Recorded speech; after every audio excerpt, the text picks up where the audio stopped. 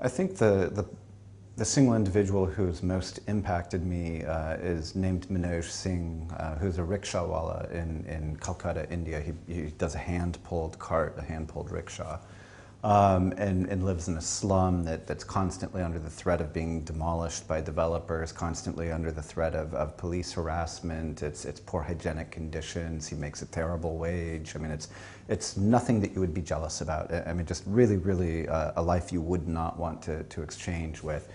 And when I asked him about his happiness, I won't lie to you. I mean, it's not just like he has this glowing life. I mean, he's anxious. He doesn't want his kids to grow up in poverty. There are things that he would change. He is not completely content, and why would he be?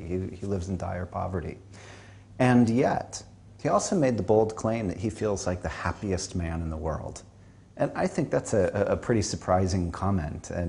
And when I asked him further about his happiness, it was just this lovely answer. Despite the backbreaking labor, despite the dire poverty, despite the health problems, he said, essentially, I've got my connection with my kids, my family, and as sort of hard as my work is, it allows me the opportunity to provide for them, and the fact that I could provide a better life, that very glimmer of hope, that's what keeps me going. That's what gets me out of bed in the morning. And I think Manoj's story is emblematic because it allows us to see the real complexity of happiness. That it's not perfect happiness. It doesn't exist 100% of the time. That you can be anxious, you can have some problems.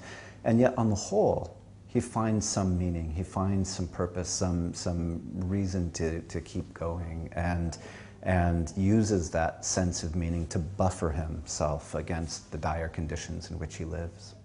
What I tell people, it's sometimes a bit dissatisfying for them to hear. I say, why don't you wake up to the happiness you already have? People ask the question, how can I get more happiness, as if they need more happiness. And I say, before we wonder about whether we should be getting more happiness or how we can get more happiness, let's take a step back and take stock, because chances are your life is rich with happiness. And this pans out in the research. If I go to the Arctic Circle, if I go to the equator, I find that most people are mildly happy most of the time. They're not perfectly happy, they're not intensely happy, it's not 100% of the time, it's unrealistic. But most people are mildly happy most of the time. And so what I would recommend to anyone is find the happiness that you're already enjoying. And I don't care if it's as small as, hey, I got a great parking spot today. I mean, it can be just that small. Or it can be really just looking at your kids as they perform in the school play and just being so proud of them, or getting a compliment on your work, or seeing your husband or wife and just being attracted to them all over again. I mean, there's so many natural bursts of positivity in our daily life, and you don't have to do anything to earn those. Those come to you free. And so I would start by making sure that you appreciate those. Wake up and see where you have those. And then on top of that, we can worry about whether we need to build towards more happiness.